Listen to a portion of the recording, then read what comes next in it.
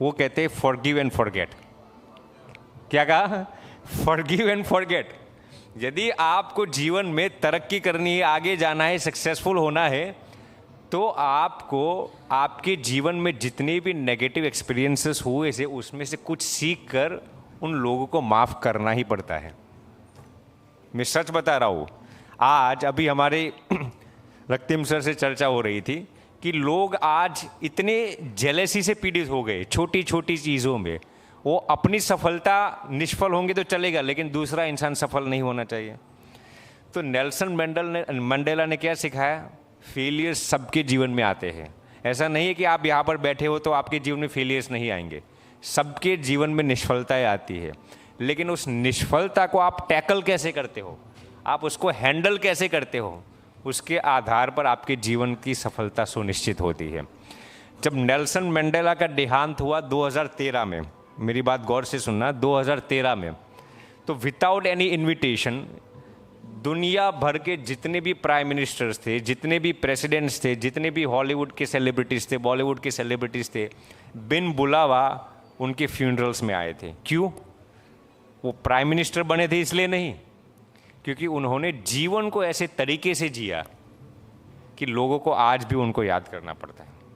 आप लोगों ने अब्राहम लिंकन का नाम सुना है, राइट?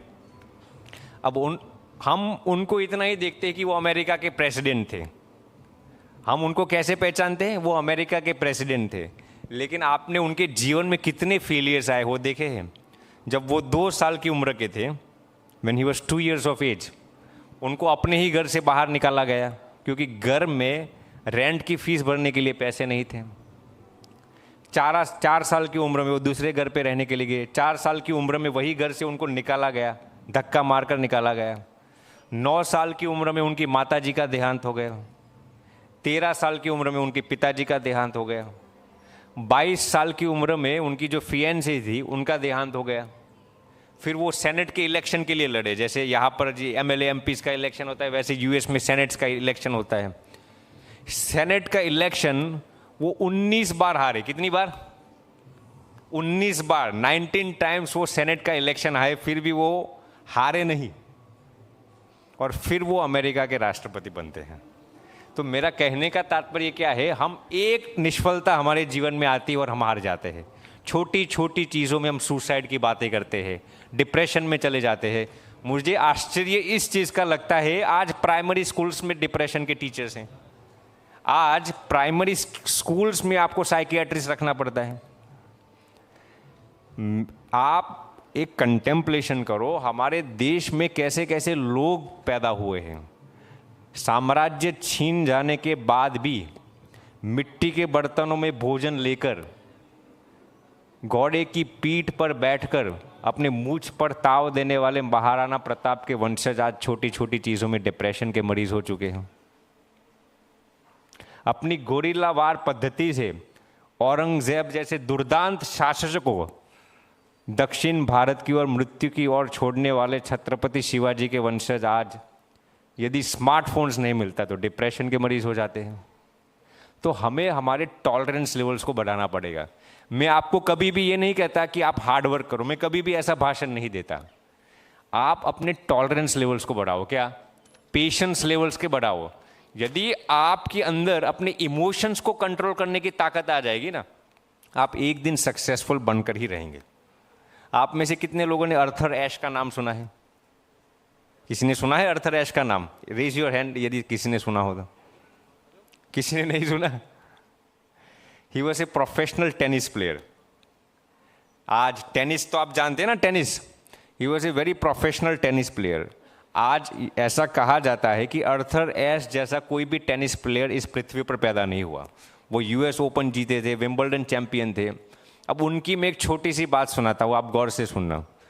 1983 में जब वो अपने करियर की पूरी बुलंदी पर थे, अर्थर एश के साथ उस वक्त उनके साथ सेल्फी लेने के लिए लोग, I am talking about 1983, $50,000 $50,000 selfie खिंचवाने के लिए लोग देने के लिए तैयार थे। अर्थर एश के साथ यदि किसी को सेल्फी खिंचवानी हो, पीपल वर रेडी टू पे $50,000। इतनी बुलंदी पर थे वो, इतने चैंपियनशिप पर थे वो। उनको 1983 में हार्ट अटैक आता है।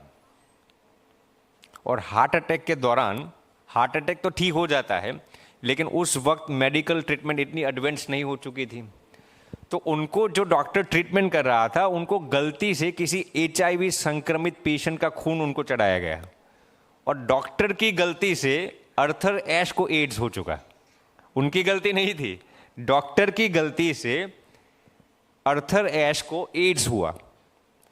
जैसे उनको मालूम पड़ता है, उन्होंने डॉक्टर को कहा कोई बात नहीं, होता है, मैं समझता हूँ आपने जानबूझकर मुझे ये बीमारी नहीं दी, आई कैन अंडरस्टैंड, भगवान की कुछ इच्छा अलग होगी। डॉक्टर को माफ कर दिया। अब अपने करियर की बुलंदी पर थे, तो उन्होंने सोचा कि यदि मैं लोगों को पहले से बता दूंगा कि I am suffering from AIDS, मेरे जितने भी फैंस हैं they will not be ready to accept it. तो उन्होंने 9 साल तक अपनी इस बीमारी को सार्वजनिक नहीं किया। 9 इयर्स तक उन्होंने अपनी बीमारी को गुप्त में रखा। सिर्फ डॉक्टर्स जानते थे, उनके करीब के फैमिली मेंबर्स जानते थे, बाकी दुनिया को कुछ मालूम नहीं था। 1992 में उन्होंने ऐसा सोचा कि अब मुझे अपनी बीमारी सार्वजनिक कर देनी चाहिए, ताकि लोगों को मालूम पड़े कि I am suffering from AIDS. तो उन्होंने 1992 में एक इंटरव्यू के दौरान ये घोषणा की कि मैं पिछले 9 साल से एड्स से पीड़ित हूँ। उन्होंने पूरी इंसिडेंट बताई, ऐसा ऐसा हुआ था, इसलिए। तो पूरी दुनिया में इनके जितने भी फैंस हैं सब मायूस हो गए, दुखी हो गए, उदास हो गए। फिर हज़ारों फैंस का हर दिन उन पर वो आता, ईमेल्स आते थे, लेटर्स आते थे। आर्थर एश ने किसी को रिप्लाई नहीं दिया, क्योंकि हज़ारों लोगों के लेटर्स आते थे, किसको रिप्लाई दे किसको न दे।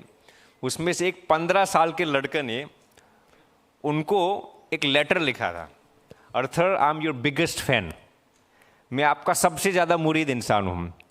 अब मेरी एक शिकायत है, एक 15 साल का लड़का ये लिखता है कि मेरी एक शिकायत है, किससे? आपसे नहीं, भगवान से, कि why did God select you for this disease. आप तो अपने करियर की बुलंदी पर थे, लोग आपसे बेइंतहा प्रेम करते हैं, आपने समाज को बहुत कुछ दिया है, टेनिस की दुनिया को बहुत कुछ दिया है, तो मेरी परमात्मा से ये शिकायत है कि परमात्मा ने इस बीमारी के लिए आप ही को क्यों सिलेक्ट किया। यदि परमात्मा चाहते तो मुझे आपकी बीमारी दे दे तो मुझे मंजूर था, लेकिन आप जैसे लोगों को परमात्मा ने ये बीमारी क्यों दी। तो आर्थर ने जैसे ही ये पत्र को पढ़ा, उन्होंने किसी को उत्तर नहीं दिया था, उन्होंने खुद ये पत्र लिखते हैं, और पत्र में लिखते हैं, इस दुनिया में 50 मिलियन बच्चे टेनिस खेलना शुरू करते हैं। कितने? 50 मिलियन। 50 मिलियन यानी कितना हुआ? 5 करोड़। 50 मिलियन बच्चे टेनिस खेलना शुरू करते हैं, उसमें से सिर्फ 5 मिलियन टेनिस कैसे खेला जाता है वो सीख पाते हैं। कितने? 50 मिलियन में से सिर्फ 5 मिलियन टेनिस को कैसे खेला जाता है वो सीख पाते हैं। उस 5 मिलियन में से सिर्फ 500,000 यानी कि 5 लाख लोग टेनिस को कैसे प्रोफेशनली खेलना है वो सीख पाते हैं। उस 5 लाख में से 50,000 सर्किट तक पहुंचते हैं, यानी कि जो प्रोफेशनली टेनिस को खेला जाता है वो सर्किट कोर्ट तक पहुंचते हैं। उस 50,000 में से सिर्फ 50 लोग विंबलडन के कोर्ट तक पहुंचते हैं, विंबलडन जहां पर प्रोफेशनली टेनिस खेला जाता है, और उस 50 में से सिर्फ 2 सेमीफाइनल तक पहुंचते हैं। राइट? सेमीफाइनल में थोड़ी 5 लाख लोग होते हैं, 2 लोग सेमीफाइनल तक पहुंचते हैं, और उस 2 लोग में से सिर्फ एक ही वर्ल्ड चैंपियन बन पाता है। वर्ल्ड चैंपियन थोड़ी 2 लोग बनते हैं, सिर्फ एक ही बनता है ना। तो कितने लोगों ने टेनिस खेलना शुरू किया था? 50 मिलियन लोगों ने, और उसमें से सिर्फ एक इंसान वर्ल्ड चैंपियन बन पाता है। तो फिर आर्थर एश उस पत्र के अंदर उस लड़के को जवाब देते हैं कि जब भगवान ने मुझे कई बार वर्ल्ड चैंपियन बनाया है, तो मैंने भगवान से एक बार भी ये शिकायत नहीं की कि आपने मुझे ही वर्ल्ड चैंपियन क्यों बनाया। मुझसे टेनिस अच्छे खेलने वाले लोग इस दुनिया में कई पड़े हुए हैं, लेकिन मैंने कभी भी परमात्मा को ये नहीं कहा कि आपने मुझे ही वर्ल्ड चैंपियन क्यों बनाया, हर बार मुझे ही वर्ल्ड चैंपियन क्यों बनाते हो। तो जब भगवान ने मुझे ये बीमारी दी, तो मैं भगवान से क्यों शिकायत करूं कि आपने मुझे ही इस बीमारी के लिए क्यों सिलेक्ट किया। समझ रहे मेरी बात को? इसको कहते हैं पॉजिटिव थिंकिंग। क्या कहते हैं?